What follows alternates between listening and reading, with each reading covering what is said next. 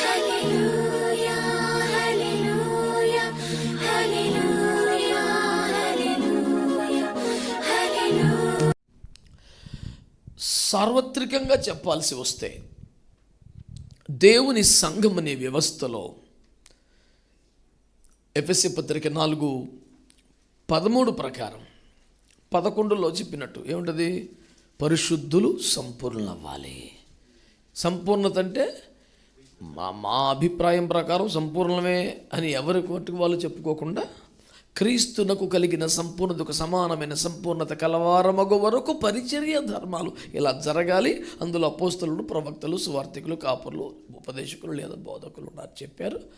కనుక సంఘం ఇంకా సంపూర్ణతలోనికి రాలేదు గనుక, పరిచర్య ధర్మాలను ఇంకా జరగాలి గనుక ఈ వ్యవస్థ ఉన్నది అని నేను నమ్ముతున్నాను, ఒప్పుకుంటున్నాను. మొత్తాన్ని వ్యతిరేకించి నేను ఎవరిని అనడం లేదు.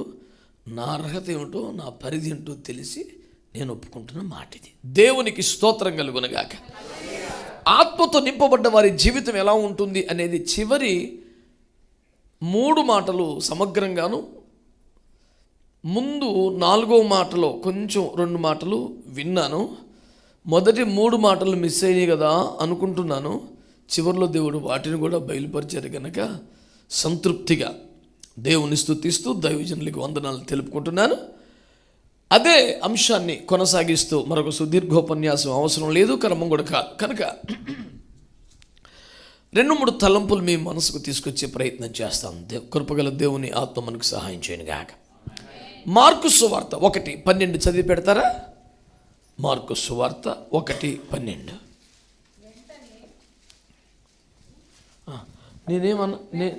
నేనేమనకపోయినా మీరు చదవచ్చు.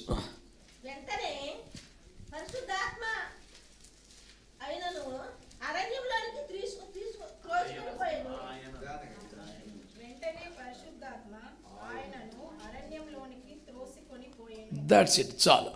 అంత కూల్గా, ప్రశాంతంగా, హాయిగా చదవండి చాలు. దేవుడు మనందరితో తన వాక్యంలో నుంచి మాట్లాడునుగాక. పిల్లరా, నా వైపు చూస్తూ ఈ మాట వినమని మిమ్మల్ని కోరుతా ఉన్నాను. ఆత్మతో నింపబడ్డ వారి జీవితంలో కనపడే 7 ప్రాముఖ్య లక్షణాలు, స్వభావాలు దైవజనుల ద్వారా దేవుడు తేటగా మనతో మాట్లాడారు. ఆత్మతో నింపబడిన వారి జీవితాలు ఎలా ఉంటాయి అనేది ప్రభు మనకు చూపించిన ఒక అంశం. దేవుని ఆత్మ నాకు జ్ఞాపకం చేస్తున్న వచనం ఏంటంటే, యేసుక్రీస్తు ప్రభు. ఎందుకు నన్ను ఏం పెంచొద్దు ఇంకా, ఎందుకు? నిజం చెప్పాలంటే ఈ సభకి నా స్వరమే సరిపోతుంది, అయినా మీ ప్రేమ.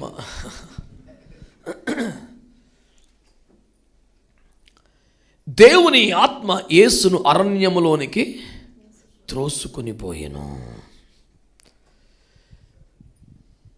ఇప్పుడు మీలో ఎవరైనా ఈ మాట చెప్పగలుగుతారా? యేసు ప్రభుకు అసలు ఇష్టం లేదు, ఆయనకంత శ్రద్ధ ఉండేది కాదు, ప్రార్థనా జీవితం అంటే అంత పిచ్చేమీ లేదు, ఏదో కొంచెం అద్భుతాలు చేస్తూ ఆశ్చర్యకార్యాలు చేస్తూ ఒక హడావుడిగా బతికేద్దాం అనుకున్నాడు, అలాంటిది వద్దో పద అని దేవుని ఆత్మ బలవంతంగా త్రోసుకుపోయాడు అని అనగలమా? దేవుని ఆత్మ యేసును అరణ్యంలోనికి త్రోసుకుని పోయెను అంటే అక్కడ యేసుక్రీస్తు ప్రభు వారి అయిష్టత, సిద్ధపాటు లేని పరిస్థితి అని కాదు దాని అర్థం. వారి ప్రమేయం లేకుండానే, వారు ప్రత్యేకంగా దానికోసం కసరత్తులు చేయక్కర లేకుండానే దేవుని ఆత్మ అన్నీ తానై ఆయనను అరణ్యంలోనికి తీసుకెళ్ళిపోయాడు అని. ఇక్కడ కొన్ని సందర్భాలు నేను మీ దృష్టికి తేవాలి. ఆ సందర్భం ఏమిటి? ప్రజలందరి ముందులో యేసయ్య బాహాటంగా తండ్రి చిత్తానికి విధేయత చూపించారు. నన్ను గమనిస్తున్నారా మీరు? యేసుక్రీస్తు వారి బ్యాప్టిజం తీసుకోవటానికి యోర్దాను ఒడ్డుకు వచ్చినప్పుడు బ్యాప్టిజం ఇచ్చే యోహాను మాట్లాడిన మాటలు గుర్తున్నాయా? ఆయన చూస్తే ఇదిగో లోక పాపమును మోసుకొని పోవు దేవుని గొర్రెపిల్ల అన్నారు. ఇంకేమన్నారు? ఆయన చెప్పులు విప్పడానికి కూడా నాకు అర్హత లేదా. యేసు బ్యాప్టిజానికి వస్తే ఏమన్నారు? నీ చేత నేను బాప్తిస్మాన్ని పొందవలసిన వాడిని ఉండగా మీకు ఇవ్వడం ఏంటి ప్రభు అని కంగారు పడ్డారు. నేను మీకు నీళ్ళల్లో బాప్తిసం ఇస్తున్నాను కానీ ఆయన మీకు పరిశుద్ధాత్మలను అగ్నితోనూ బాప్తిసం ఇస్తానని చెప్పాడు. అంటే ఒక విధంగా చూస్తే ప్రజలందరి ఫోకస్ ఎవరి మీద అంటే జాన్ ద బ్యాప్టిస్ట్ మీద ఉంది. ఈయన గొప్ప దైవజనుడు, ప్రవక్త. అతని వద్దకు వచ్చిన యెహోవా వాక్యాన్ని బట్టి పట్టణాలు ఖాళీ అయిపోయినాయి. అరణ్యములున్న యోహాను వద్దకు యెహోవా వాక్యము వచ్చాను. ఫలితం ఏమంటే ఊర్లు ఖాళీ అయ్యి అరణ్యంలో యోహాను దగ్గర జనం తండోతండాలుగా వస్తున్నారు. దేవుని వాక్యానికి శక్తి ఉంది, దేవుని వాక్యానికి ప్రభావం ఉంది. అతని వాక్యం కోసమే జనం వస్తున్నారు. వాళ్ళందరి మనస్సు యోహాను మీద ఉంది. కానీ యేసు ఎంట్రీ ఇవ్వగానే యోహాను, నన్ను క్షమించండి, ఈ తరం అయితే ఏమని చెప్తుంది తెలుసా? ఇలాంటి దేవుని గొర్రె పిల్లకు కూడా నేనేం బాప్తిసం ఇవ్వబోతున్నాను, అది మన రేంజ్ అంటే అని దాన్ని కూడా క్యాష్ చేసుకుని ఒక పాపిష్టి ప్రయత్నమే తగలబడుతుంది. కానీ యోహాను ఏమన్నాడండి? ఆయన చెప్పులు ఎప్పుడు నాకు అర్హత లేదు. మనం పట్టుకోవలసిన పాయింట్, ప్రజలందరి ముందు, జన సమూహాల ముందు యేసును ఆకాశానికి ఎత్తుగా హెచ్చిస్తూ ఉన్నాడు. ఆయన హెచ్చాలంటాడు, నేను తగ్గాలంటాడు, చెప్పులు ముట్టుకునే అర్హత లేదంటాడు. నేనేదో నేలలో ఇస్తున్నాను కానీ అయితే పరిశుద్ధాత్మలో అగ్నితో బాప్తిసం ఇస్తాడంటాడు. ఇంతగా యేసును ఘనపరుస్తూ ఉంటే అదే ప్రజలందరి ముందు పోనీ యేసు ప్రభు అయినా అర్థమైందా? ఇప్పుడు నేనంటే వడ్లవాణి కుమారుని అనుకొనిచున్నారా? కేవలం యోసేపు కుమారునిగా తీసుకున్నారా నన్ను? ఇప్పటికైనా అర్థమైందా నేనంటే ఏంటో అనకుండా చాలా కూల్గా, అయ్యా మీరు నేను కలిసి నీతి యావత్తులకు నెరవేర్చాలయ్యా, ఇది మన బాధ్యత.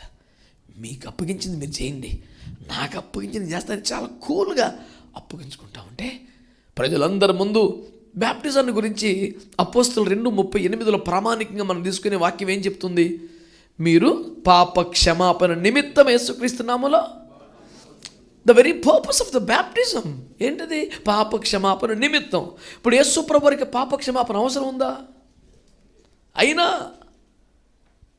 దేవుని చిత్తానికి బాహాటంగా బహిరంగంగా ప్రజల ముందు విధేయత చూపించాలని ఒక మంచి మనసుతో ఆయన బ్యాప్టిజం తీసుకున్నారు కదా. నేను అడుగుతున్నాను, ఇంత వీర విధేయత కనపరిచిన యేసుక్రీస్తుని, జనులందరి ముందు తండ్రిని ఘనపరిచిన యేసుక్రీస్తుని ఆయన కూడా ఎలా కనపరిచారు? అందరూ చూస్తుండే కానీ పరిశుద్ధాత్మను ఆయన మీదకి పంపించారు. చాలా సంతోషం. ఇప్పుడు పరిశుద్ధాత్మను పొందగానే యేసు చేసింది ఏంటి తెలుసా?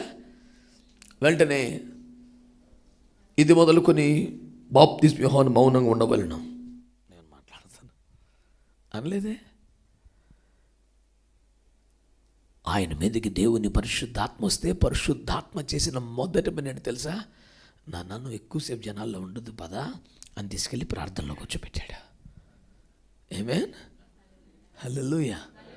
పరిశుద్ధాత్మ నీ మీదకి వస్తే, నువ్వు పరిశుద్ధాత్మతో నింపబడితే నీలో కనపడే ఒక అద్భుతమైన మొట్టమొదటి కార్యం ఆత్మ నడిపింపు కనుక నీకుంటే నువ్వు ప్రజలతో తక్కువగా దేవునితో ఎక్కువగా గడిపే అనుభవం ఖచ్చితంగా ఉంటావు.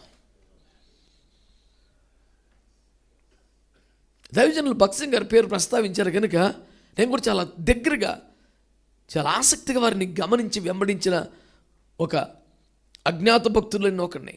వారి గురించి నేను తెలుసుకున్న ఒక టాప్ సీక్రెట్ ఏంటంటే 18 గంటలు ప్రార్థనలు ఉండడానికి ఇష్టపడేవారంట. సంవత్సరానికి కాదు. ఆయనతో బాగా క్లోజ్గా అసోసియేట్ అయిన వాళ్ళు మా బంధువులు చాలామంది ఉన్నారు హైదరాబాద్ హెబ్రోన్లో. ఇప్పటికైనా హైదరాబాద్ వెళ్తే ఒక పగలు నాకే పరిచయం లేకపోతే కాసేపు పోయి అక్కడ కూర్చొని వస్తాను. పోయి వారి అనుభవాలు జ్ఞాపకం చేసుకుని, అబ్బా ఏం సేవ చేశారయ్యా. ట్రైన్లో ఫస్ట్ క్లాస్లో టికెట్ చేసిన, సెకండ్ క్లాస్లో టికెట్ చేసిన, ఈరోజు 18 గంటలు ఇంకా 5-6 గంటలు మిగిలి ఉంది కాబట్టి అప్పుడే పడుకోకూడదని అందరినీ పడుకోనిచ్చి లైట్ లేపితే ఆ పక్కన మోకరించి ప్రార్థన చేసుకునేవారంట. నాకు రిజర్వేషన్ చేశారు కదా మంచిగా పడుకుందాం అనుకోకుండా. ఇందాక అయ్యగారు పరిచయం చేసినట్టు షాద్ నగర్లో, మహబూబ్ నగర్లో, జడ్చర్ల ప్రాంతంలో తాతయ్య పరిచయం చేసిన దినాల్లో ఉదయకాలపు ప్రార్థనకి సాధ్యమంతగా మందిర ప్రజలు రావాలి. పనులన్నీ ముగించుకొని పిల్లలు డ్యూటీకి వెళ్ళిపోతే, భర్తలు స్కూల్కి వెళ్తే భర్తలు డ్యూటీకి వెళ్ళిపోతే 10-11 గంటలకల్లా ఎవరింట్లో వాళ్ళు మోకరించి ప్రార్థన చేస్తూ మూలుగులు కన్నీరుతో శబ్దం వినబడాలి. ఈయన రాత్రులు గురకావాడు దిగినట్టుగా పగలు లాఠీ పట్టుకొని వీధుల్లో తిరిగేవాడట. ఏ ఇంటిలో ప్రార్థనా శబ్దం విన ఏమిటా దరిద్రం? That's not good. ఆయన వీధుల్లో తిరిగితే ఏ ఇంట్లో ప్రార్థన వినబడకపోతే ఆయన దగ్గరగే, సువార్థమ్మా ప్రార్థన వినబడట్లేదు, ఏం చేస్తున్నావు నువ్వు అని వీధుల్లో అరుచుకుంటూ తిరిగేవాడంట. నేనేమన్నానంటే, ఆత్మతో నింపబడ్డ జీవితంలో కనపడే మొదటి లక్షణం, వాళ్ళు ప్రజలతో తక్కువగా దేవునితో ఎక్కువ గడుపుతారు. అలా గడపడానికి దేవుని ఆత్మ వాళ్ళు ఫోర్స్ చేస్తుంది.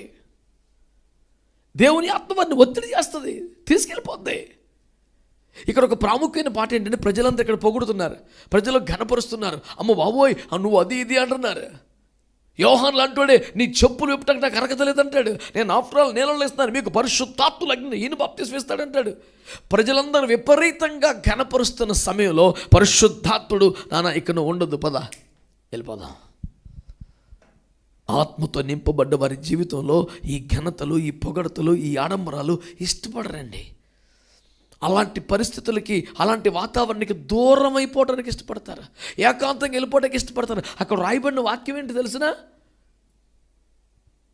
ఆయన అరణ్యములు శోధింపబడుటకు, ఉపవాస ప్రార్థన చేయడానికి నడిపించబడ్డాడు.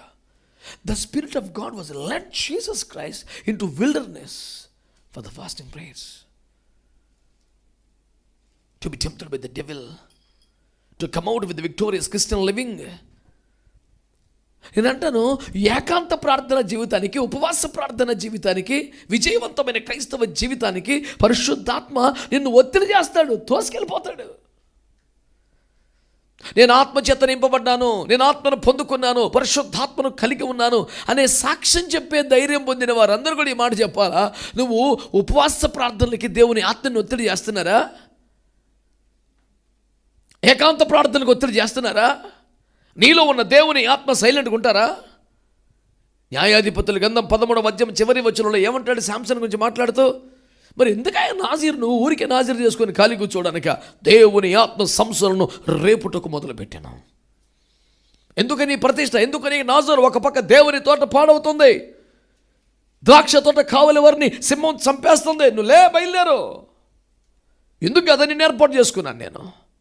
నువ్వు ఎందుకు పిలువబడ్డావో, ఎందుకు పుట్టావో, ఎందుకు బ్రతుకుతున్నావో, నీ పర్పస్ని ఎప్పటికప్పుడు జ్ఞాపకం చేస్తూ ఆ దేవుని కార్యము చేయనట్లుగా నిన్ను తీవ్రంగా రేపేవాడు దేవుని పరిశుద్ధాత్మ.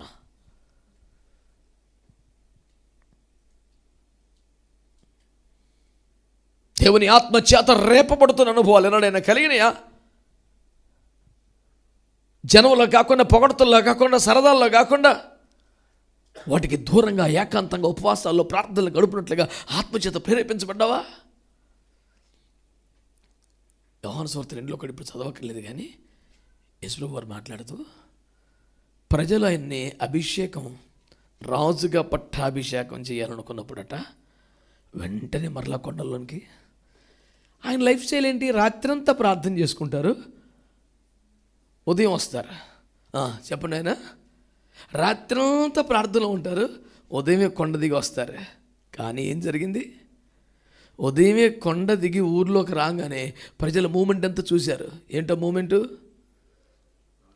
మళ్ళీ పట్టాభిషేకం చేద్దామని ఈ మూమెంట్ ఎప్పుడు చూశారో, ఒరే ఇది కరెక్ట్ కాదు, వెంటనే మళ్ళీ కొండలోకి వెళ్ళిపోయారు. యాక్చువల్గా పగలంతా పరిచయం చేసి మళ్ళీ రాత్రికి వెళ్ళాలి. ఆనాటి పగలు పరిచయం క్యాన్సిల్, వెళ్ళిపోయారు కొండలోకి. అంతే. అంటే ఆ రోజు ప్రకటించవలసిన సువార్త కంటే, స్వస్థపరచవలసిన రోజుల కంటే ఈ ఘనతలకి, పొగడతలకి, పట్టాభిషేకాలకి దూరం కొంటూ చాలా ఇంపార్టెంట్ అనుకున్నారు. Because he was led by the holy spirit god. పరిశుద్ధాత్మతో నింపబడ్డ వారి జీవితాలు ఎట్లుంటాయి? మరలా ఎంఫసైజ్ చేయాలని కోరుతున్నాను ఈ మాట మీద. ప్రార్థనా జీవితానికి అత్యధిక ప్రాధాన్యం ఉంటుంది. జనాల్లో కన్నా ప్రభు పాదాల దగ్గర గడపడం ఇష్టం అనిపిస్తుంది. ఉపవాసాలు, జాగరణాలతో భక్తిని సాధన చేసుకోవాలనిపిస్తుంది.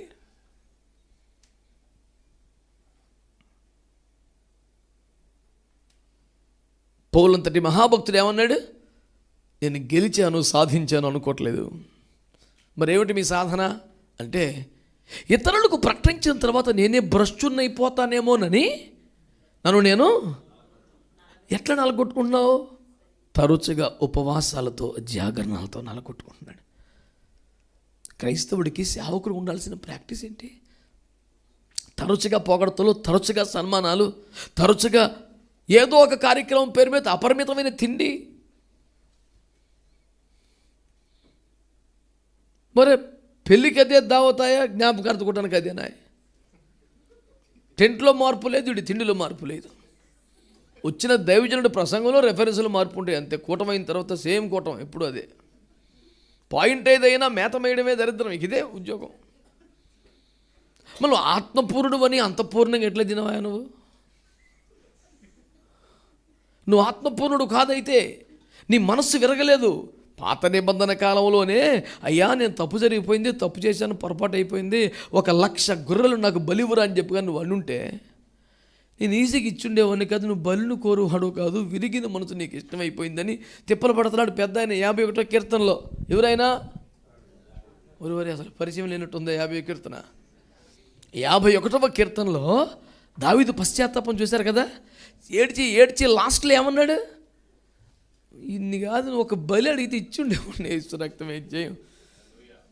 ఇంత కృప పొందిన తర్వాత ఇంత భీకరమైన పాపం చేస్తున్నావు, ఒరి పాపిష్టి మానవా, నువ్వు 1,00,000 గొర్రెలను బలి ఇవ్వాలంటే హ్యాపీగా ఎగిరి గంతేసి ఇచ్చేస్తాడు. ఎందుకంటే రాజుగా తనకు చాలా సులువైన కార్యం. నువ్వు బలిని కోరట్లేదే, నువ్వు కోరితే ఈ పాటికి ఇచ్చుండేవాడిని. ఇప్పుడు ఏం కావాలన్నాడు దేవుడు? చెప్పండి నాన్న. ఇప్పుడు ఆ మనసు విరగటం లేదు. ఇన్ని పాటలు పాడి, ఇన్ని పాటలు రాసి, ఇన్ని సింహాలు చంపి ఇంత చేసినా కూడా మనసు విరగటం ఇంకా కలుగుతుంది దేని మీదో. ఓరి నాయనో, నా పరిస్థితి నాకు అర్థమైందయ్యా. మా చిన్నాన్నగారు పాడేవారు ఇప్పుడు ఒక పాట, అద్దమంటిది వాక్యము చూసుకో హృదయము, దిద్దుకో జీవితం అని. దేవుని వాక్యం అద్దములో ఎదుటోడి మీద కౌంటర్లు వేయడానికి దొరకవు. నీకు అర్థమైతే నిన్ను సరి చేసుకోవటానికే దొరుకుతుంది ముచ్చట్లో. ఆమేన్. కనుక మన టాపిక్ ఏంటి దినో? పరిశుద్ధాత్మ చేత నింపబడ్డవాడు ఎట్లుండాలా? దేవునికి స్తోత్రం. ప్రార్థనా జీవితానికి మొదటి ప్రాధాన్యం ఇవ్వాలా. ప్రజలకు దూరం అయిపోవడానికి, ఏకాంతం గడపడానికి ఇష్టపడాలా. ఆ ఆత్మపూర్ణ మనసు ఎలాగుంటుందండి? అసలు వాళ్ళు కోరుకునేది అది. దేవుని ఆత్మ చేత నింపబడ్డ వారి పరిస్థితి ఎట్లా ఉంటుందో తెలుసా? వాళ్ళ స్వభావాలని మీకు జ్ఞాపకం చేసే ప్రయత్నం చేస్తాను నేను. మొదట యేసుక్రీస్తుని మనం చూస్తున్నాం. జనాలకు దూరంగా, పొగడతలకు దూరంగా, సన్మానాలకు దూరంగా, ఒంటరితనానికి, ఉపవాసాలకి, ప్రార్థనలకి ఇష్టంగా దేవుని ఆత్మ యేసును నడిపించిన సాక్ష్యాన్ని మనం బైబిల్లో చూస్తున్నాం. దేవుని ఆత్మ వల్ల ఆ చొప్పున రేపుతుంది అనే వాక్యాలు మనం బైబిల్లో చూస్తున్నాం. దేవుని ఆత్మ ఎలాంటి అనుభవం నీకు ఇచ్చింది? మరి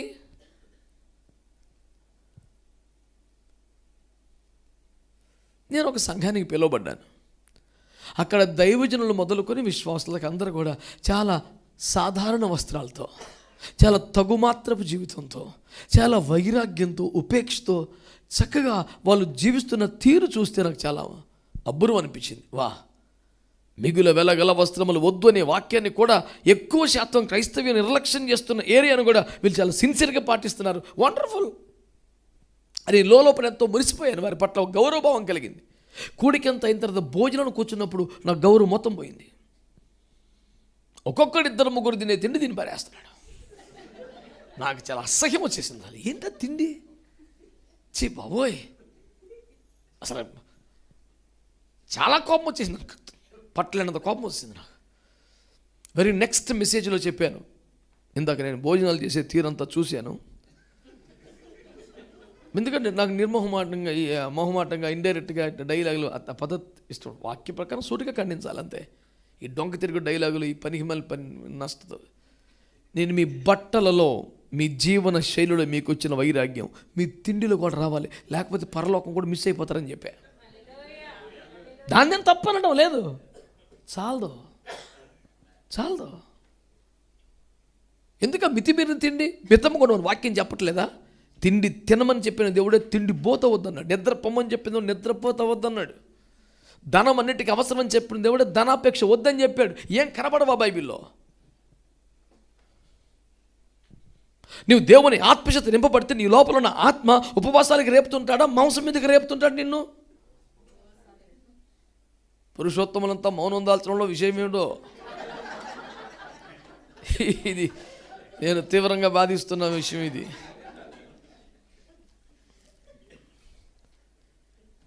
ఒక చోట విశాఖపట్నంలో ఎన్నెడికొత్తడి దగ్గరలో మాంసాహారం మనకి ఎంత ప్రమాదకరమో విపరీతంగా తింటే ఆది కాండం లగైతే చివరిదాకా వచ్చిన అన్ని చెప్పి వాక్యం చెప్పాను. ఓ పెద్ద ఆయన ఇంటికి వెళ్ళారట. ఇంటికి వెళ్తే 3 కొడుకులు డిగ్రీ వయసు ఉన్నవారు ఉన్నారు. భోజనం చేస్తున్నారట. ఈయన చెప్పులు ఇప్పుతూ బయట, రే ఏం చేస్తున్నారా? డాడీ భోజనం చేస్తున్నాడు. ఏం కూర? Mutton curry daddy. అరే తినంట్రా తృప్తిగా, ఇదే లాస్ట్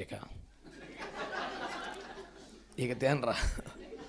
అయ్యో అదేంటంటే ఆయన ఎవడో చెప్పనే చేస్తానంట. ప్రాణం తీసాడరా, బైబిల్లో మొత్తం వాక్యాలు మొత్తం చెప్పాడు. ఫిరక్తి వచ్చేసింది, పొరపాటున తినండి మనస్ఫూర్తిగా ఇవ్వాలి మీరు. ఎందుకంటే నేను ఒక సింపుల్ సందర్భం వచ్చిందని చెప్తున్నాను. బైబిల్ మాంసాహారం నిషేధించలేదు కనుక మేము కూడా నిషేధించాం. అలాగని బైబిల్ మాంసాహారాన్ని విపరీతంగా ప్రోత్సహించలా, తినండ్రా బాబు నో ఎంకరేజ్ చేయలే. బైబిల్ మాంసాహారాన్ని అనుమతించింది అంతే. అసలు కూరాకులు కూడా లేని భయంకర జలప్రళయం తదనంతర పరిస్థితుల్లో బలి అర్పణ కోసం ఉంచినట్టు పరిశుద్ధ జంతువులు, ఎందుకంటే మిగతా అన్ని 2 జాతులు, బలి అర్పణ పనికొచ్చే 7 జాతులు, వీటిలో నానా అందాక తినండ్రా అని చెప్పేసి అనుమతిస్తే హే సురక్తమే జయం. ఇక భూమి మీద అసలు జీవరాశుల మధ్య సమతులితే దెబ్బతినేంత అపరిమితంగా తినడం. భూస్థాపన జరుగుతుంది పక్కన వంటలో. ఏంటి వంటలు? వాళ్ళు 2 దినాలుగా ఏడుస్తూ ఉన్నారు కాబట్టి వీడు ఓదార్చేది మాంసంతోనే. చావును గురించిన విషయాలు 1 తెస్సలోనికీయుల 4వ అధ్యాయం 16 గాయతు రాస్తూ పౌలయ్య గారు ఏమన్నారు? కాగా మనం సదాకాలం ప్రభుతో కూడా అని ఈ మాటల చేత మీరు ఒకరినొకరు, అది ఆదరణ. ప్రభు రాకన్ని బట్టి మనకి, నిత్యత్వాన్ని బట్టి, పనికి మళ్ళీ తిండి బట్టి ఆదరణ అండి. పనికి మళ్ళీ తిండి, పనికి మళ్ళీ స్టేట్మెంట్లు. ఏదేం తోటలో మాంసం లేదు, ప్రాణం అప్పట్లో మీకు ఏమైనా అంటానికి. దేవుడు సిద్ధపరిచిన అరణ్యయాత్ర మెనూలో మాంసం లేదు. వీళ్ళు ఏడిచి గోలబెట్టి తెచ్చుకున్నారు పేనం మీదకి. యేసయ్య సిద్ధపరిచిన మెనూలో ఏముందండి? ఆ మన్నాని వీళ్ళు పేరు పెట్టుకున్న ఆకాశ ధాన్యం దేవదూతల పంటలో అది రొట్టెలుగా చేసుకొని ఏం చేయాలంట? కీర, దోస, కాకర ఇలాంటి ఆటలతో తినమన్నాడు. అంటే వెజిటబుల్ కర్రీస్తో రోటీ దేవుడు డిజైన్ చేసిన మెనూ అది. ఎందుకని? విపరీతంగా నడవాలి. అరణ్యం అనే పదం తర్జుమాలో వచ్చి పడిపోయింది. నిజానికి that was not wilderness, it was desert. ఐగుప్తును వదిలి వాగ్దాన దేశం వెళ్ళే వరకు ఎక్కడో చెట్టు కనపడదు సార్, అసలు మొత్తం అంతా ఇసుక. ఈ ఎడారి ప్రయాణం చేయాలి, విపరీతంగా నడవాలి, భారాలు మోసుకుంటూ తిరగాలి. అందుకని దేవుడు వాళ్ళకి ఏం డిజైన్ చేశాడంటే, ఒరే కొంచెం ఏదైనా వెజిటబుల్ కర్రీస్ చేసుకుని రోటీస్ తినండ్రా, శక్తికి శక్తి వస్తుంది, నడవటానికి వీలుగా ఉంటుంది. ఈ జీవరాశి ఇంకో జీవరాశిని తినేస్తే పడుకోవాలనిపిస్తుందిరా, ప్రయాణం సాగదని చెప్పాడు యేసుప్రభు. మీకు ఇష్టం కాదేమో కానీ సత్యం అది కదా. వీళ్ళు ఏడిచి మాకు ఈ ఒక్క పాయింట్ మీద నువ్వు మేఘంగా మా మీదకి వచ్చావు, మన్నాను పెంపావు, బండలో జలం ఇన్ని చేసిన ఒక్క చేపల కూరను ఇవ్వలేదు, మాకు చిరాకు వచ్చేస్తున్నారు వీళ్ళు. ఈ అరణ్యంలో మన్నా తప్ప మాకేమీ. నేను ఒక రాత్రి అంతా ప్రార్థన చేశాను దేవుని సన్నిధిలో దుఃఖపడి, ప్రభువా మాకైతే మాకు మన్నా ఉంది, ఇంకేమీ అక్కర్లేదు అనిపించాలయ్యా. మన్నా తప్ప ఇంకేమీ లేదు అనే బోరు కొట్టేసే పరిస్థితి. వాక్యం బోరు కొడుతుంది ప్రజలకు కాదు, వాక్యం బోరు కొడుతుంది కాదు. అందుకే ఎంటర్టైన్మెంట్ కార్యక్రమాలా, అందుకే డ్యాన్సులా, అందుకే బుద్ధిహీనమైన పాపిష్టి ప్రేరేపిత కార్యక్రమాలా, యవ్వన ప్రాయంలో ఆడబిడ్డలు మగబిడ్డలు కలిసి పనికి మళ్ళీ గంతులు వేయటమా? ఏం పనికి మళ్ళీ వేషాలు ఇవన్నీ కూడా. వాక్యం బోరు కొడుతుంది ప్రజలకి. వాక్యం మాత్రమే చర్చి జనం రారట. అందుకని వీడు దుష్టుని మనస్సును పొంది నీచమైన కార్యక్రమాలకి సంఘంలో తెరలేపుతున్నాడు. ఇలాంటి గుడ్డి గంతులు వేయడానికి, పనికి మళ్ళీ వేషాలు వేయడానికి దేవుని ఆత్మ ఒప్పుకోదు. అది దూడ ముందేసే గంతులో గొర్రె పిల్ల దగ్గర పని చేయబట్టండి. అలాంటి పనికి మళ్ళీ వ్యవహారాలు కుదరవు. ఎంతసేపటికి మోకాల మీద పడి కన్నీరు గార్చి ఉపవాసాలుండి అన్న పానాలకి తగ్గించుకొని అన్ని మితముగా ఉండి ఈ లోకము నపరిమితంగా అనుభవించొద్దని వాక్యం చెప్తుంది. అయ్యో దేవుని వాక్యం ఏం చెప్పింది? భార్యలు కలిగిన వారు లేనట్టుగా బతకండ్రా, అంత దగ్గరికి వచ్చేసింది ఏమని చెప్పాడు? కొనువాడు కొన్న తనది కాదు అన్నట్టుగా బతకండి అని చెప్పాడు. అంత తగ్గించుకోండి, సింప్లిఫై చేసుకోండి లైఫ్ని. ప్రార్థనకి, దేవునికి, ఆత్మీయతకు తప్ప మిగతా వాటికి ప్రార్థన ఇవ్వద్దని వాక్యం చెబుతుంటే ఏం భక్తి అండి చేసేది? క్రిస్మస్ సీజన్ వస్తే నాకు శత్రువులు ఎక్కువైపోతారు భూమి మీద. ఎందుకంటే 30 రోజులు తిడతానే ఉంటా జనాలు. నేను మరే క్రిస్మస్ పేరు మీద గంతులు ఏంట్రా, అడ్డగోలు తిండి ఏంట్రా, రోడ్ల మీద వేషాలు ఏంట్రా అని విరుచుకు పడిపోతుంటాను. ఆ సీజన్లో అందరికీ హ్యాపీ క్రిస్మస్, నాకు మాత్రమే పెయిన్ఫుల్ క్రిస్మస్. ఎందుకంటే నా మీద అటాక్స్ భయంకరంగా ఉంటాయి ఆ సీజన్ అంతట్లో. నాకు ఆ వేషాలు చూస్తే మనసు ఆగదు, చాలా దుఃఖపడతాను నేను దేవుని సన్నిధిలో. ప్రభువా ఇలా జరగకూడదు. మీకు సింపుల్ చెప్తాను, సీజన్ దగ్గరికి వచ్చిందిగా బ్యాచ్కి, సింపుల్గా చెప్తాను నేను. What is Christmas? యూనో ఏంటి క్రిస్మస్ తెలుసా? వాక్యం చూడతామా? వాక్యం వింటాం అంతే. వాక్యం చూడలేం కదా, అది శబ్దం, స్వరం, పలుకు, మాట, అది వింటాం కానీ చూడం. ఇన్నేండ్లుగా ఏది వింటూ వచ్చామో ఆ వాక్యాన్ని కన్నులారా చూడాలి. That is Christmas.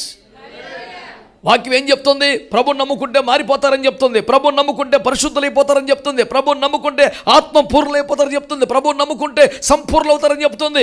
ఇది వినబడుతోంది, కనబట్ల. ఇన్న కాలంగా ప్రపంచం క్రైస్తవ్యం అంటే ఇది అని ఏది విందో అది నువ్వు చూపిస్తే దట్ ఈస్ రియల్ క్రిస్మస్. ఆ పేరు మీద నువ్వు అడ్డగోలుగా అర్ధరాత్రి తింటావా? రోడ్ల మీద పడి అరుస్తావా? రాత్రి 1 గంటకి పాస్టర్ గారు ఇంటికి వచ్చాండి, క్రీస్తునాడు పుట్టాను. మరి యూజ్లెస్ ఆయన పాస్టర్ గారు రా, మారు మనసు పొంది, బాప్తిస్మను పొంది, రక్షణ పొంది, పరిశుద్ధాత్మతో నింపబడి, సాక్ష్యాన్ని కాపాడుకుంటూ అనేక ఆత్మను సంపాదిస్తున్నాడు. ఆయన కాడికి వెళ్ళి ఏమన్నాడు వీడు? క్రీస్తు నేడు పుట్టెను అనేది నువ్వు ఎవరికి చెప్పాలి? ఒకవేళ చెప్తే నువ్వు పాస్గా అన్యులకి దగ్గరికి అర్ధరాత్రి వెళ్ళి ఈ కోత కూస్తే వాళ్ళు ఊరుకుంటారు, ఈపు చింతకాయ పచ్చడి చేసి పంపుతారు. అందుకని ఎవరి మీద? క్రైస్తవుల మీద పడతాడు. పాస్టర్ గారు కోపడ్డారు అనుకో, ఆయన ఏం పాస్టర్యా క్రిస్మస్ విషయం చెప్తే తిట్టాడు మమ్మల్ని అని అంటారు. దుర్మార్గులని భయానికైనా 100 ఇస్తారు కదా, ఇడ్లీయో కేకో పెడతారు కదా అని రోడ్డెక్కిన బాపతి ఇది. నేను మళ్ళీ చెప్తున్నా, దూడ బ్యాచ్ ఇది, గొర్రెపిల్ల బ్యాచ్ కాదు. వద్దో సమయం ముందు అసమయం ముందు సువార్త. మా సంఘంలో ఎప్పుడో మాట చెప్తాను, క్రీస్తు హృదయంలో ఉంటే దాని పేరు క్రిస్మస్. క్రీస్తు కొరకు శ్రమపడే బతుకు నీకు వస్తే అది గుడ్ ఫ్రైడే. శ్రమంలో కూడా దేవుని కొరకు సాక్షిగా నిలబడే తత్వం నీకుంటే అది ఈస్టర్. ఈ 3 ప్రతిరోజు ఉండాలి మనకి. నీకు ఇంకా క్యాలెండర్ ఏంది రామా ఇక్కడ?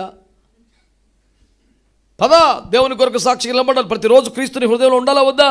క్రీస్తు కొరకు శ్రమ పడాలా వద్దా? శ్రమంలో కూడా దేవుని కొరకు సాక్షిగా నిలబడాలా వద్దా? That's all. ఇప్పుడు ఆచార సంబంధమైన భక్తులు ఏమిటండి?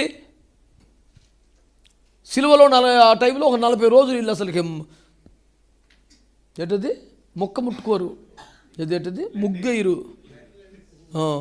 ఆ 40 రోజులు అంటే అసలు బైబిల్లో భక్తులందరూ ఓడిపోతారు వీళ్ళ ముందు. నేనట కోప్పడితే ఒక పెద్ద ఆయన అన్నాడు, ఏదో పేరు మీద 40 రోజులు మంచిగా భక్తి చేస్తే నీకేంటి నొప్పి, వాళ్ళ మీద పడతావు అనవసరంగా అని నా మీదకి వచ్చాడు. నేను అన్నాను, అన్నా 40 రోజులు వాళ్ళు మంచిగా భక్తి చేసినందుకు నాకు బాధ ఏమిటన్నా, 41 రోజున సెలరైపోయినందుకు బాధ. నువ్వు 40 రోజులు ప్రాక్టీస్ చేసావుగా, కంటిన్యూ చేయవా? మరి మాంసం లేకుండా బతికావుగా, ముగ్గెట్టకుండా బాగానే ఉన్నావుగా, ఆ 40 రోజులు పువ్వు ఎట్టలేదుగా. మరి 41 రోజులు ఎందుకు చెలరైపోతున్నావు బేబచ్చంగా? అటు సమాధిని అలంకరించావు, నువ్వు అలంకరించుకున్నావు. మంది ఏ బ్యాచ్ ఏసు రక్తం చేయం, పేడ తట్ట, ముగ్గు బుట్ట, చీపురు కట్ట ఇవన్నీ వేసుకుని సమాధి మీద పడితేవి, దానికి సున్నం వేసి దాన్ని అలంకరించి సేమ్ నువ్వు కూడా అట్లా తయారయ్యావు. సమాధిని అలంకరించావు, నువ్వు కూడా అలంకరించబడ్డావు. ఎందుకంటే అనుభవం ఒకటే కదా. కాస్త రోషం రావాలి క్రైస్తవుడికి. దేవుని ఆత్మ చెత్త నింపబడ్డవాడు అయితే దేవుని ఆత్మ నిన్ను ఇలాంటి చెత్త, ఇలాంటి దరిద్రం, ఇలాంటి ఆచారాలు మునిగి తేలటానికి ఆయన నిన్ను నడిపించడు. నువ్వు పొందింది ఏదో ఒక ఆత్మ పొంది ఉంటావు, వేరొక ఆత్మ పొంది ఉంటావు, ఎక్కడో మోసపోయి ఉంటావు. నువ్వు దేవుని ఆత్మ చేత నింపబడితే ప్రార్థన జీవితం, ఉపవాసాలు, వైరాగ్యం, సమర్పణ, సమయమందు అసమందు ప్రయాసపడే తత్వం ఇవన్నీ వస్తాయి నీకు. దేవుని ఆత్మ చేత నింపబడ్డ జీవితం ఎట్లా ఉండాలా? దేవునికి స్తోత్రం చెప్పండి ఒకసారి. హల్లెలూయా. ఈ మాటలన్నీ కూడా మీరు ఆలోచించే ప్రయత్నం చేయండి. దేవుని వాక్యాన్ని గురించి, దేవుని ఆత్మతో నింపబడ్డవారు ఎట్లా ఉంటారు? నేను మళ్ళీ చెప్తున్నాను మీకు, మరియా రిసీవ్ చేసుకున్నది ఏమిటి?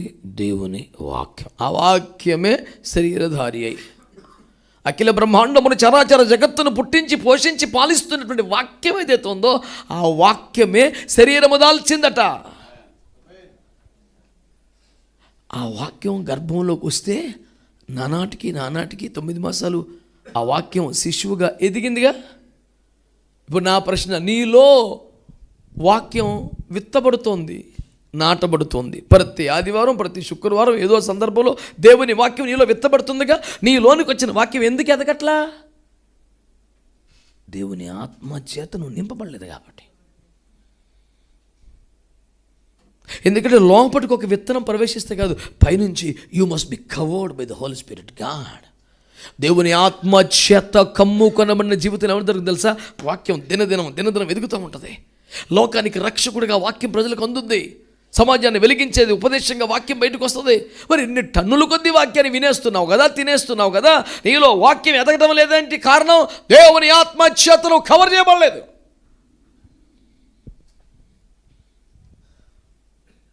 సర్వోన్నతుని శక్తి నిన్ను కమ్ముకొనును గనుక ఈ కార్యం జరుగుద్ది. ఆమేన్. దేవుని ఆత్మచేత నింపబడ్డావంటే నీలో వాక్యం ఎదుగుతూ ఉంటుంది. మీరు ఒకవేళ అపార్థం చేసుకోకండి. పరిశుద్ధాత్మతో నింపబడటానికి, అన్య భాషల కృపావరాలకి ఇతడు వ్యతిరేకంగా మాట్లాడుతున్నాడేమో. నేను వ్యతిరేకంగా మాట్లాడటంలా, ఆత్మతో నింపబడ్డ వాని జీవితం ఎలా ఉంటుందో చెప్తున్నాను నేను. ఎందుకు వ్యతిరేకంగా నేను మాట్లాడుతున్నాను? నేను ఐపీసీ పునాదుల మీద పుట్టి పెరుగున్నాను కాదా. నేను వ్యతిరేకంగా మాట్లాడటం లేదు.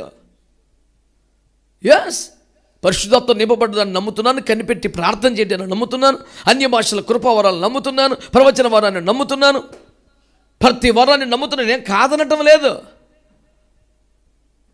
అయితే సమస్య ఎక్కడ వస్తుంది? నువ్వేమో వరం గురించి మాట్లాడుతున్నావు, నేను వరం గురించి తేడా అక్కడ వచ్చింది. నువ్వు ఫలం మీద ఎక్కువగా ఫోకస్ చేస్తున్నాను కాబట్టి వరానికి వ్యతిరేకమా?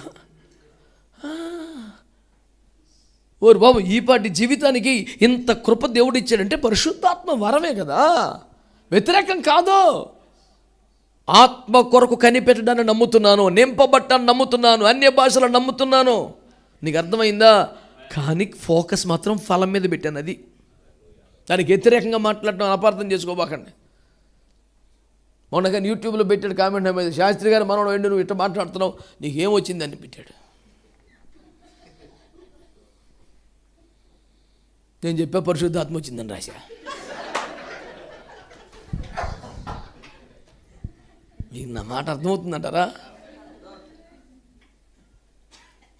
ఏమిటో మరి సంఘంలో స్త్రీలు మహా ఉద్యమంగాను, పురుషులు నిశ్శబ్దంగాను ఉంటున్నారు. ఆరంభం నుంచి మర్మం నాకు అర్థం కావట్లా. మిమ్మల్ని ఏమంటలా, మీరు సైలెంట్ అవ్వటం ఎందుకంటున్నాను? ఇంట్లో పరిస్థితి లేదా ఇక్కడ కూడా ఇంతేనా?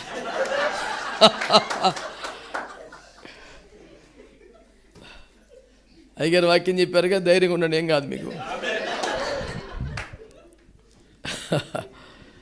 దేవునికి మహిమ కలుగును గాక. యెహోవా నీ నామము అన్న పాట తెలుసు కదా, మీరు వినుంటారు కదా. ఎంతో నాకు ఇష్టమైన పాట. ఒక చోట ఐఎఫ్జే విజ్ఞాపనోద్యమం కొన్ని 100 మంది 1000 మంది దైవజనులు కలిసి రోజు దేశం కొరకు ప్రార్థనలు చేస్తుంటాం. అమలాపురం ప్రాంతంలో ఐఎఫ్జే విజ్ఞాపనోద్యమానికి వెళ్తున్నాను. ఒక దైవజనుడు దారుణంగా పతనమైపోయి పడిపోయినట్లు వార్త వచ్చింది. అసలు అది అణుచుకోలేనంత దుఃఖం కలిగింది. వీళ్ళు అక్కడ మోకరించాను దేశం కొరకు ప్రార్థన చేయడానికి, కానీ నాకు ఈ సమాచారమే. ఇక ఏడుస్తున్నాను, ప్రభువా సేవకులు పడిపోతే అట్టయ్యా, వీళ్ళే బ్రష్లు లేకపోతే అట్టయ్యా, కాపాడు ఆయన అని భయంకరంగా కన్నీరు కాచి ప్రార్థన చేస్తున్నప్పుడు నాకు ఈ వ్యక్తులు శాంసన్, సోలమన్ ఇలా పడిపోయిన సందర్భాలు గుర్తు తెచ్చుకొని బాగా ప్రార్థన చేస్తున్నా. అప్పుడు ఒక 4-5 ప్రార్థనల తర్వాత ఒక చరణం పాడేది చిన్న అలవాటు ఉండింది. అందులో ఒక దైవజనుడు నీ ప్రజల పక్షముగా అని చరణం ఎత్తారు.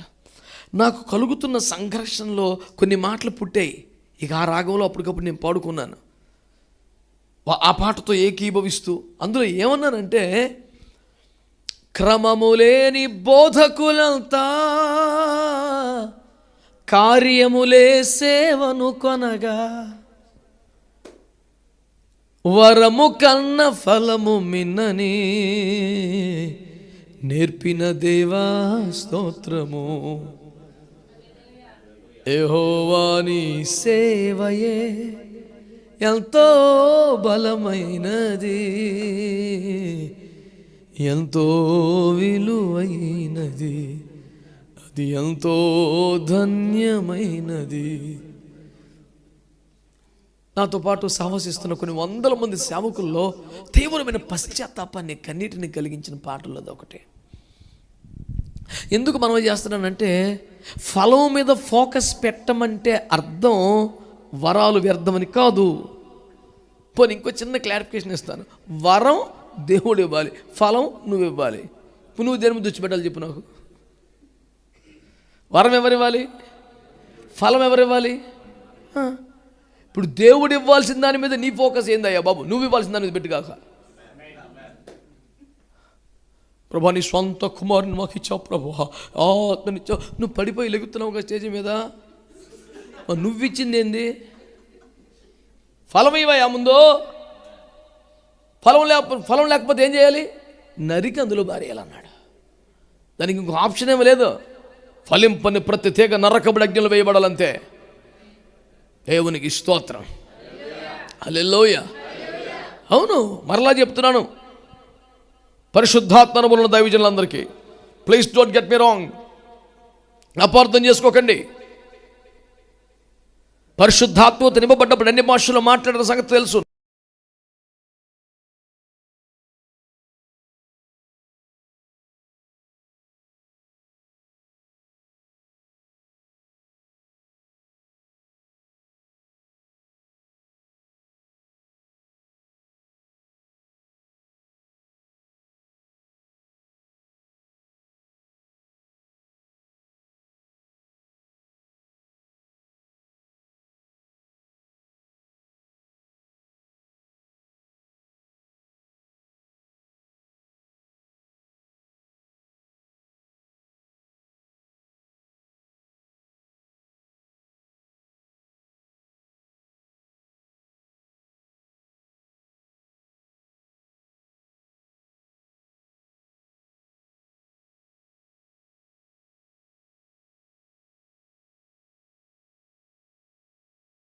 నేను ఏమంటానంటే, వారు ఇంగ్లీషు అధ్యాపకులు కనుక ఇంగ్లీష్లో తప్పేదన్న మాడితే కరెక్ట్ చేసే అర్హత, యోగ్యత, స్థాయి వారికి ఉంది.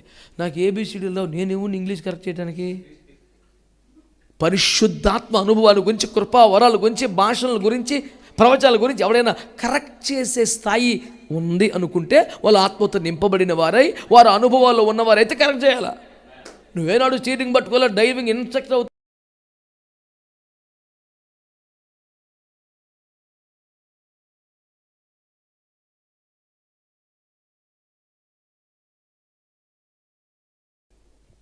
నేను పలాని సంఘం కాబట్టి ఎట్లా ఉండాలా, నాది పలాని పేరు కాబట్టి ఎట్లా ఉండాలా? వద్దు. మనందరం యేసయ్య బిడ్డలం, యేసు రక్తంతో కొనబడ్డాం, ఆత్మతో ముద్రించబడ్డాం. రాకడ వరకు వాక్యంతో స్నానం జరుగుతూ శుద్ధీకరణగా బ్రతుకుతూ సిద్ధపడాలా. ఇక లేనిపోని మాటలేం పెట్టుకోబాకండి. మధ్యలో ఆత్మతో నింపబడ్డ జీవితాన్ని కలిగి ఉండాలి మనం. ఆమేన్.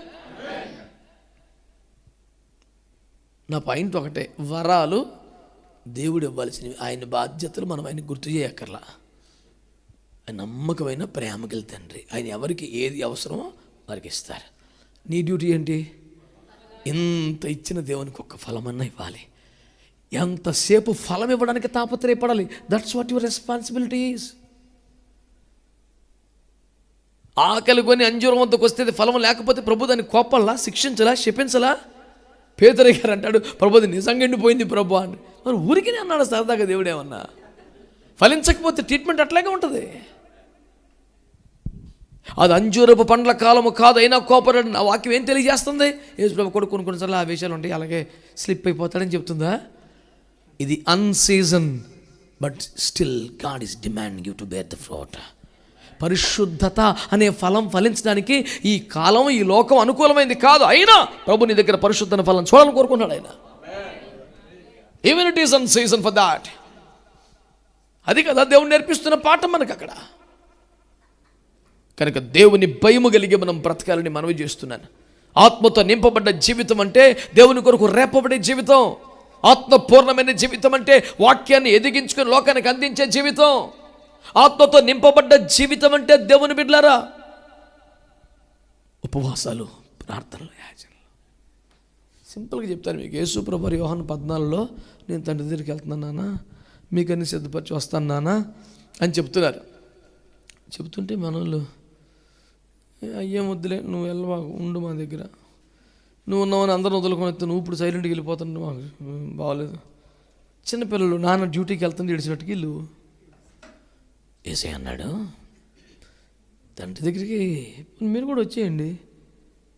అమ్మో మాకేం తెలుసు అంటే అక్కడ యేసు ప్రభు 3వ వచనంలో అనే పదం గుర్తుందా మీకు?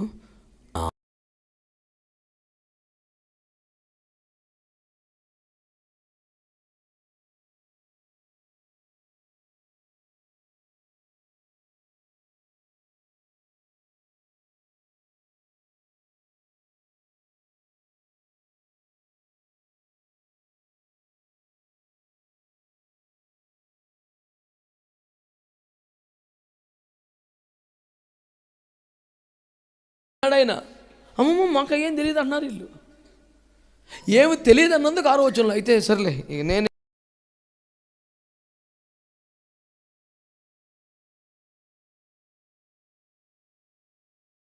తెలిసిన యేసు ప్రభు తండ్రి దగ్గరికి వెళ్ళిన రూట్ ఏంటి మీకు తెలుసు కదా నాన్న, మీరు వచ్చేయండి రా అన్నాడు. అమ్మమ్మ మాకు తెలియదు అయ్యో అంటే నేనే మార్గం, అర్థమైందా అని చెప్పి వెళ్ళిపోయాడు. మీరందరూ అనుభవనీయ క్రైస్తవులే కదా. యేసు ప్రభు వారు తండ్రి దగ్గరికి వెళ్ళిపోయిన రూట్ ఏంటి? సింపుల్ జ్ఞాపకం చేస్తాం మీకు నేను. ఏమండి? హెబ్రీ పత్రిక 5:7 చూడకుండా చెప్పండి. ఆయన శరీరధారిగా ఉన్న దినములన్నింటిలోనూ మహారోదనతోనూ కన్నీళ్లతోనూ తన్ను మరణము నుండి రక్షించగలవానికి ప్రార్థనలు యాచనలు సమర్పించి భయభక్తులు కలిగి ఉన్నందున అంగీకరింపబడెను. మనం అంగీకరింపలేని స్టేట్మెంట్ అది. యేసు ప్రభువు అంగీకరించబడటం ఏమిట్రా? హి హిమ్సెల్ఫ్ గాడ్ ఆల్మైటీ, ఆయన అంగీకరించబడటం ఏంటి? ఒక్కసారి మహిమగల దేవుడు, తండ్రితో సమానంగా ఉన్న దేవుడు, దేవుని స్వరూపం పోలిక స్థాయి కలిగిన దేవుడు వాటిని వదులుకొని కదా వచ్చాడు. మట్టి శరీరం దాల్చుకొని కదా వచ్చాడు. మళ్ళీ మహిమలోకి వెళ్ళేటప్పంట స్క్రీనింగ్ టెక్స్ట్ పెట్టారు. ఎయిర్పోర్ట్లోకి వెళ్ళేవాడికి మళ్ళీ కాగితాలన్నీ చూసినట్టు యేసు ప్రభువునే, హలో ప్లీజ్ మాకు తెలుసు మీరని, కానీ ఒకసారి పేపర్స్ నేను ఎమ్మెల్యేనవా, నన్ను అడుగుతావు పాస్పోర్ట్ అంటే ఆయన ఒకసారి ఇవ్వాలి పాస్పోర్ట్తే. ఎక్స్క్యూజ్ మీ అంటే యేసుప్రభు ఏం చూపించారంట? చనిపోయిన 3 బ్రతికించాను, 5,000 మందికి పైగా రొట్టెలు పంచిపెట్టాను, అడగరా భూమి మీదకి వెళ్ళి నాకు కార్యాలు చెప్తారు, ఏడ చూసినా నా పేరే మారు మోగిపోతుంది, తెయ్యి తలుపులు తెయ్యి అన్నాడా? భూమి మీదకి వెళ్ళో చూడు సుప్రసిద్ధ ప్రఖ్యాత అవన్నీ పేర్లు మనయే, తీ తలుపులది అన్నాడా? ఆయన ఏమన్నారు? శరీరధారిగా ఉన్న దినములన్నింటిలో అనండి ఒకసారి. సేవ చేసిన ఆఖరి 3.5 సంవత్సరాలు కాదు కాదు కంప్లీట్గా శరీరధారిగా ఉన్న దినములన్నింటిలోనూ మహారోదనతోనూ కన్నీళ్లతోనూ ప్రార్థనలు విజ్ఞాపనలు యాచనలు సమర్పించి అది అది అది కొంతమంది తెగేడిచి ప్రార్థన చేస్తారు, ఆ తర్వాత మామూలే జీవితం. ఆడు ప్రార్థన ఉంటాను పట్టుకోలేం, బయటికి వెళ్తే అంతకన్నా పట్టుకోలేం. ఇక్కడ 10 మందిని పడగొడతాడు, ఆడ మొత్తం సంఘమే నాశనం చేస్తాడు. ఆడు ఎవరిని విమర్శించడం కోసం కాదు, బాగా ప్రార్థన చేసిన తర్వాత కూడా భయభక్తులు కలగడం చాలా అవసరం. ఇక్కడ ఏడు చేసి గోల పెట్టేసి బయటికి వెళ్ళి నీకు అసలు కంట్రోల్ లేకుండా నోటికి ఏదొస్తే మాట్లాడి ఏ తినడం తిని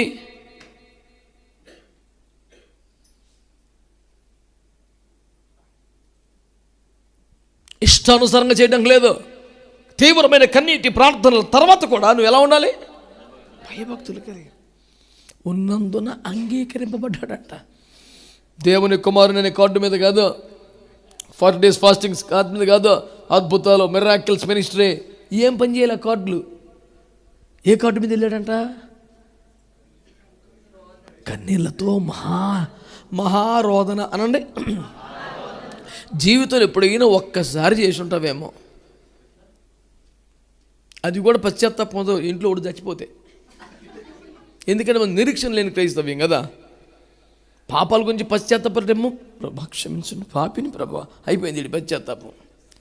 అది ఎవరైనా చస్తే అది కూడా 90 ఏళ్ళకి, అది కూడా రక్షణ పొంది, అది కూడా విశ్వాసం గలవారై, అది కూడా ప్రభువునందే నిద్రిస్తే కూడా ఒక కీర్తన ఎత్తి ఊరంతా విలపించి యేసు ప్రభు పరువు తీసే క్రైస్తవమే అత్యధికంగా తగలబడింది.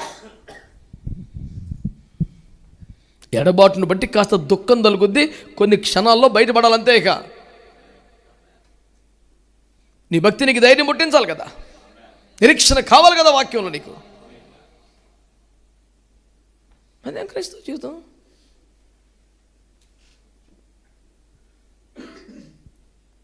దేవుని వాక్యాన్ని పట్టుకోండి. ఆయన ఏం చేశాడు? మహారోదన. ఇప్పుడు లైఫ్లో ఒకసారా, పోనీ బ్యాప్టిజం పొందిన రోజున, శరీర దారిగున దినములన్నింటిలోనూ.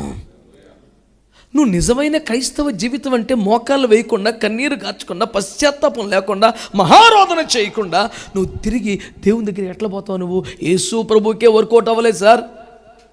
ప్రార్థన జీవితం లేకుండా, కన్నీరు లేకుండా, ఏమి లేకుండా నువ్వు ఎట్ట పొడి మాటలు మాట్లాడి ఆదివారం వచ్చి కళ్ళు మూసుకొని శుక్రవారం వచ్చి మోకరించి ఎట్టబోతావు పరలోకానికి? అందుకే ఉపవాస కోడికలకు రావాలి, సంఘ కోడికలకు రావాలి, సహవాసులు అంటుకట్టబడాలి, మోకాళ్ళ జీవితం అలవాటు చేసుకోవాలి. కన్నీటి ప్రార్థన ఒక అత్యవసర విభాగం కాదు, అనుదిన వ్యాయామంగా నీకు ఉండాలి. శరీర దారిగుల దినములు అన్నింటిలోనూ మహారోదనతో, కన్నీళ్లతో, ప్రార్థనలు, యాచనలు, విజ్ఞాపనలు చేసి పోయే భక్తులు కలిగి ఉన్నందున అంగీకరించబడ్డాడు. ఆయన అంటాడు, ఈ రూట్ మీకు తెలుసు కదా నాన్న, వచ్చిండ్రా. అందరూ కూడా ఆయన రూట్ అద్భుతాలు అనుకుంటున్నారు. ఆయన కనికరం, అది ప్రజల బాధ చూడలేక కనికరంతో కార్యాలు చేశాడు. ఆయన రూట్ ఏంటి తెలుసా? కన్నీరు, విజ్ఞాపన, ప్రార్థన. That is way of living. కనుక సుదీర్ఘోపన్యాసం కాదు, నేను ముగిస్తున్నాను. ఆత్మతో నింపబడ్డ జీవితాలు ప్రార్థన జీవితాన్ని కోరుకుంటాయి. పరిశుద్ధాత్మ పూర్ణలో ప్రార్థనలో కొన్నాడు. సుమయోను గురించి ఏమైనా సరే లోక 2లో అతడు అన్ను దినము మానక దేవాలయానికి వచ్చి ఏం చేస్తాడంట? విమోచకుని కోసం కనిపెడతా ఉంటాడంట. అది ప్రభువా, మా ప్రజలు విమోచించబడాలి, మన ప్రజలకు రక్షణ కావాలి, వీళ్ళు ధర్మశాస్త్రంలోనో ఈ కాడి కింద మగ్గిపోకూడదు ఆయన, వాళ్ళకి సంపూర్ణ రక్షణ కావాలని. ఎందుకు అని అడిగితే అక్కడ రాసిన మాట చెప్పండి, ఏంటది? అతడు ఆత్మతో నింపబడినవాడు. ఆమేనండి, ఆమేనండి. ఆయన ఆత్మతో నింపబడ్డవాడండి. ఆత్మతో నింపబడ్డ జీవితం అలా ఉంటుంది. ఎలిజబెత్ అమ్మ గురించి ఏం చెప్పాడు? బిడ్డా, నువ్వు కావాలంటే వెళ్ళి చూడు, మీ పాస్టమ్మ గారికి ఇది 6వ నెల. మా పాస్టమ్మ గారు 78 years వయసు ఉంటుంది. 6వ మాసం ఏంటి? పరుగును యోధయలో కొండల్లోకి వెళ్ళిపోయింది. They were in vacation at the time. అమ్మ వందనాలమ్మా అంటే ఆవిడేమని తెలుసా? ఏంటమ్మా, ఏంటి ఎలాగ వచ్చావు? సెలవులో ఉన్నాం, ఏడబడతాడికి వచ్చేటివేనా? ఏమని తెలుసా? అమ్మో, నా ప్రభు యొక్క తల్లి నా వద్దకు వచ్చి నాకు ఎలాగో ప్రాప్తించను. చిత్రం తెలుసా? పాస్టమ్మ గారి కడుపులోనేమో సేవకుడు ఉన్నాడు, విశ్వాస కడుపులో లోకరక్షకుడు వచ్చాడు. ఏమిటే అతిశయపడుచున్నావా? లోకరక్షకుడు వచ్చాడు. నా పెంపకం అది, నా నడిపింపది, నేను ఇచ్చిన బ్లెస్సింగ్ అది, నేను మీ చేతులు ఇచ్చి ప్రార్థన చేశాక నీకు కార్యం జరిగింది. ఎలా మొత్తం అంట్లు కడుగు, పిచ్చేసేలే బాబు, కూర్చో అనలా. ఎవరో ఎలిజబెత్ చూడగానే అమ్మో అమ్మో అమ్మో, నా ప్రభు తల్లి నా యొద్దకు వచ్చి నాకు ఎలాగో ప్రాప్తించిన.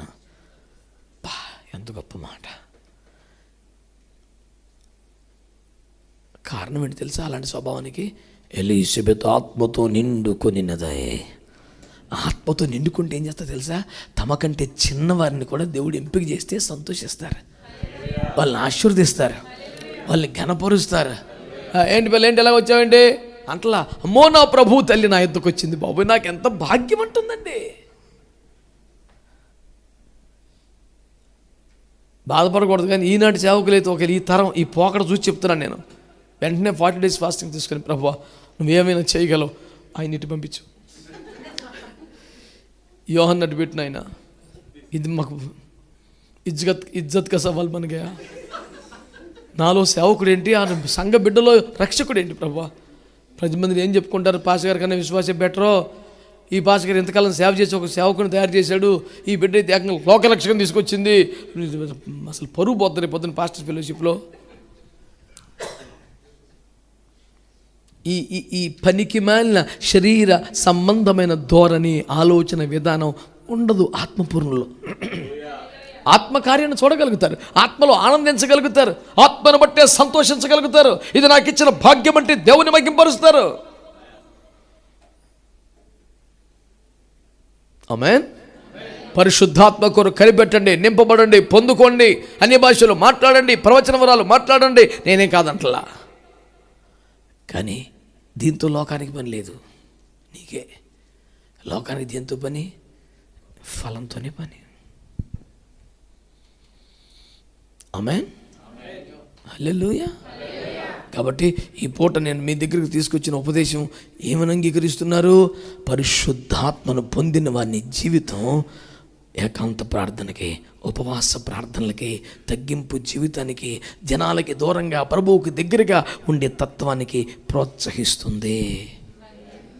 ఆమేన్. మహారోదనతో, కన్నీళ్లతో, ప్రార్థనలు, విజ్ఞాపనలు, యాచనలు సమర్పించే భయభక్తి కలిగి ఉండే మార్గాన్ని ఎంకరేజ్ చేస్తుంది. లోక రక్షణ కొరకు, ప్రజల విమోచన కొరకు నిత్యము మందిరములో కనిపెడుతుంది. ఆత్మతో నింపబడిన వారు, దేవుని ఆత్మచేత ఎంపిక చేయబడిన వారు తనకంటే చిన్నవారైనా తప్పక ప్రోత్సహిస్తుంది. ఈ సుగుణాలన్నీ పరిశుద్ధాత్మను పొందిన అనుభవాలుగా నాలో నీలో ఉండాలని కోరుకుంటూ నా మాటలు ముగిస్తున్నాను. కృపగల దేవుని ఆత్మ ఈ స్వభావరీత్యా మనల్ని సంధించి గొప్ప మార్పు కలుగజేయునుగాక. ప్రార్థన చేద్దామా? అవకాశం ఉంటే వీలైతే మోకరించండి, లేకపోతే కళ్ళు మూసుకోండి. మీ ఆరోగ్యాన్ని బట్టి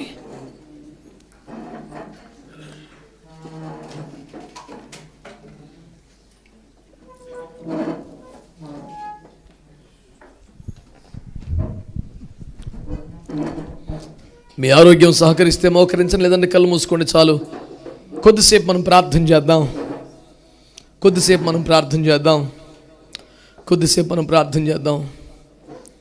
కళ్ళు మూసుకున్నారా? అలాగైతే స్వరం ఎత్తి హల్లెలూయా. మౌనంగా లోపల చేసుకునే వ్యక్తిగత ప్రార్థన సమయం కాదు ఇది. ఇది సంఘంగా మనం కలిసి ప్రార్థన చేసే సమయం. కళ్ళు మూసుకున్నారా? స్వరమెత్తి దేవునితో మాట్లాడడం ప్రారంభించండి. మాట్లాడాలి. మీ తీర్మానం ఏంటో చెప్పండి, మీ అనుభవం ఏంటో చెప్పండి. దేవుడు ఏ విషయంలో మాట్లాడో చెప్పు, ఏ విషయాన్ని ఒప్పుకుంటున్నావో చెప్పు, ఏ విషయం విడిచిపెడుతున్నావో చెప్పు, ఏ విషయంలో ఒక సమర్పణలోకి వచ్చావో చెప్పు. మాట్లాడు మంచిగా. నీవు నేను మనందరం ఆత్మ పూర్ణులుగా ఉండాలని దేవుడు కోరుకుంటున్నాడు. ఆత్మతో నింపబడ్డ వారికి ఉండాలని దేవుడు కోరుకుంటున్నాడు. ఆత్మానుసారమైన జీవితాన్ని దేవుడు కోరుకుంటున్నాడు. పరిశుద్ధాత్మ కోసం నువ్వు కనిపెట్టు, నింపబడు, భాషలతో మాట్లాడు, ప్రవచనాలు కలిగి ఉండు, మంచిదే. కానీ ఆత్మపూర్ణ జీవితం అంటే ఏకాంత ప్రార్థన, ఉపవాస ప్రార్థన, పొగడ్తలకి సన్మానానికి దూరమైన జీవితం, విమోచన కోసం కనిపెట్టే జీవితం, అనుదిన మందిరములో పోరాడే జీవితం, నిత్యము ప్రార్థన, యాచన, విజ్ఞాపన, మహారోదన చేసే అనుభవం. హల్లెలూయా.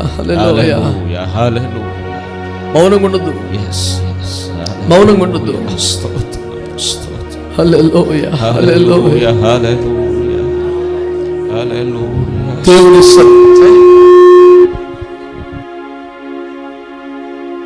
ప్రార్థన చేయాలి.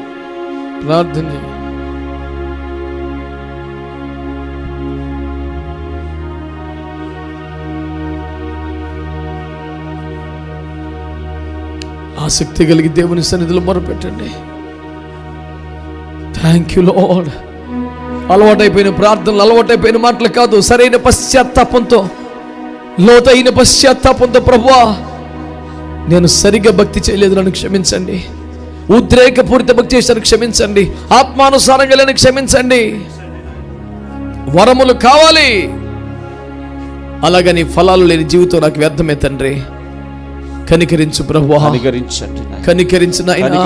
ఒప్పుకుంటున్నాను ప్రభువా, సరి చేసుకుంటున్నాను ప్రభువా. శరీరధారి గుణ దినములు అన్నింటిలో నువ్వు చేసిన మహారోదనతో కూడిన ప్రార్థన నాకు మాదిరి. ఆత్మపూర్ణమైన సంఘంగా నేను ఉండాలి. ఆత్మతో నింపబడ్డ సంఘంగా ఉండాలి. వరములతో ఆగిపోని సంఘంగా ఉండాలి. ఫలముల కొరకు ప్రయాసపడే సంఘంగా ఉండాలి. సన్మానాలకి దూరంగా, పొగడతలకు దూరంగా, ఈ గంతులకు దూరంగా, మోకాళ్ళ మీద కన్నీటితో ఉపవాస ప్రార్థనలు చేసే అనుభవం నేను ఉండాలి. ఎంతమంది తీర్మానం చేసుకున్నారు ఈ రాత్రి? అలవాటుగా చేతులు ఎత్తే వెళ్ళొద్దు. నిజంగా నీకు తీర్మానం కలిగిందా? లోపల ఒక పశ్చాత్తాపం కలిగిందా? రైట్, ఇక నుంచి ఇలా చెయ్యాలి అని ఒక సమర్పణలోకి వచ్చావా? అలాగైతే నీ కుడి చేయి పైకెత్తు. నియమించబడ్డ సేవకులు నీ కొరకు ప్రార్థన చేస్తారు. ప్రార్థన. ప్రేమ కలిగిన మా తండ్రి, మహాపరిశుద్ధుడా, మహోన్నతుడా, మీకు స్తోత్రాలు. యేసు రక్తాన్ని చేత పట్టుకొని కృపాసం చేరి ప్రార్థన చేస్తున్నాం. మా స్వనీతి కార్యలు బట్టి ఎంత మటుకు నీ వద్ద రాలేవు నాయన. నీ కృపను బట్టి, మీ రక్తాన్ని బట్టి, మీ గొప్ప రక్షణ బట్టి కృతజ్ఞతాస్తులు చెల్లిస్తున్నాం. నీ సన్నిధిలో మమ్మల్ని ఈరోజు సమావేశపరిచి సంఘముగం కూడుకునే కృప దయచేసి నీ ప్రియ సేవకులు మా వద్దకు నడిపించి ఆత్మను పొందిన వారి జీవితం ఎలాగుంటుందో సవాలుకరమైన 7 అంశాలు మా ముందు పెట్టి మాట్లాడారు. అంత మాత్రమే కాకుండా ఆత్మను పొందిన వారు జనముల్లో కాదు, వేదికల మీద కాదు, సన్మానాలకి, ఆర్భటాలకి కాదు, ఉపవాస ప్రార్థనలోనికి, ఏకాంత ప్రార్థనలోనికి, జనాలకి దూరంగా గడపడానికి ఆత్మచేత త్రోసుకొని పోబడ్డారని వాక్యం ద్వారా మాట్లాడారు. అవును, మేము ఆత్మను పొందిన వాళ్ళమైతే, నింపబడ్డ వాళ్ళమైతే, మాలో దేవుని ఆత్మ ఉంటే ఘనతలు, సన్మానాలు, ఖరీదైన విలాసవంత జీవితం కాకుండా ఉపవాసాలతో, జాగరణలతో, కన్యలతో నలగొట్టుకునే ప్రార్థన జీవితం మాదిరి అని శరీరంలో ఉన్నంత కాలం మహారోదన చేయవలసిన వారమని, అలాగైతే అంగీకరించబడతాను మాట్లాడావు. ఎంతమంది వాక్యం ద్వారా పొడవబడి, వాక్యం ద్వారా నరకబడి, పశ్చాత్తాపడి, పైన భక్తిని, ఆచార సంబంధ భక్తిని, సరదాలుగా చేసే భక్తిని విషయమై పశ్చాత్తాపడి ఈ మార్గం నడుచకి ఇష్టపడి అప్పగించుకున్నారు. వారందరిని అంగీకరించండి. అందరినీ కొలత లేని ఆత్మతో నింపండి ప్రభువా. దేవుడు నాజరేయుడైన యేసును ఆత్మతోను శక్తితోను అభిషేకించాలన్నట్టుగానే బిడ్డలను నింపమని ప్రార్థన చేస్తాం. ఆత్మపూర్ణ సంఘముగా, ఆత్మ కలిగిన సంఘముగా పరిపూర్ణమైనటువంటి జీవితాన్ని పొంది మహిమగల రాకడ సిద్ధపడే కృపనిమ్మని ఆశీర్వాదకరులు మీ చేతులకు అప్పగిస్తూ ఈ చిన్న పరిచయను ముద్రించి ఫలితమిమ్మని, ఈ మార్పు క్షణికమైందిగా గడ్డి మంటలా కాకుండా బలిపేట భగ్యములను ఇచ్చి మనడానికి ఎవడో చెరిపి వెళ్ళిన ముద్రగా నిలబడ్డాను. తద్వారా మహిమలో నిలబడే పరిచర్యగా ఉండడానికి సహాయం చేయండి. స్థానిక సంఘాన్ని, సేవకుని, దేని సేవకులు చేసిన ఈ పరిచర్ని చేతులకు అప్పగిస్తూ ఆత్మపూర్ణ సంఘంగా వర్ధల చేయమని యేసు నామములో ప్రార్థించి వేడి పొంది ఉన్నాం తండ్రి. ఆమేన్.